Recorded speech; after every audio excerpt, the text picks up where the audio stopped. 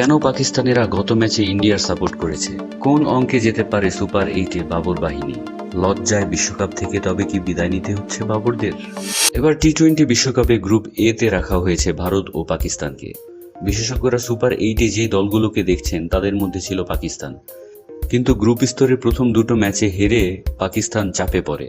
কানাডাকে পরাস্ত করতে পারলেও তাদের সুপার 8-এ যেতে হলে ভরসা ছিল ভারত, অর্থাৎ পাকিস্তান তাকিয়েছিল ইউএসএ এবং আমেরিকার মধ্যকার যে ম্যাচটি সেটাতে।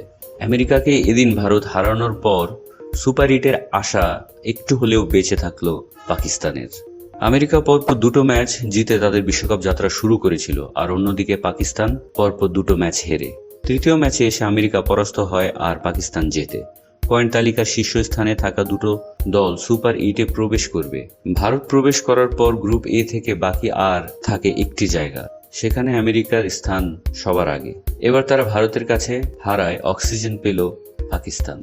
পাকিস্তানের আর বাকি রয়েছে একটি ম্যাচ, তাদের পয়েন্ট 2।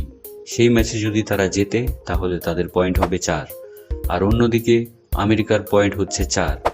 যদি আমেরিকা তাদের শেষ ম্যাচ হেরে যায় আর পাকিস্তান তাদের শেষ ম্যাচ বড় ব্যবধানে জেতে, তাহলে পাকিস্তান বিশ্বকাপের সুপার 8-এ প্রবেশ করবে। ভারতের ভূমিকা হচ্ছে নেট রান রেটের দিক থেকে।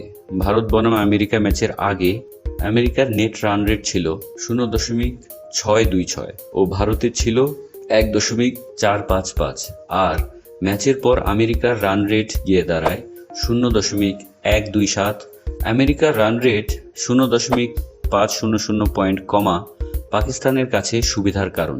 পাকিস্তান তাদের শেষ ম্যাচ জিতলে আমেরিকা তাদের শেষ ম্যাচ হারলে দেখা হবে নেট রান রেটে। সেক্ষেত্রে ভারতের কাছে আমেরিকার হারের ফলে আমেরিকার নেট রান রেট কম, এতে পাকিস্তানের সুবিধা হলো। তবে তারা যদি তাদের শেষ ম্যাচ বড় ব্যবধানে জিততে না পারে তাহলে এই হিসেব নিকেশ করে কোনো লাভ হবে না। পাকিস্তানের পরের ম্যাচ 16 তারিখ আয়ারল্যান্ডের বিরুদ্ধে।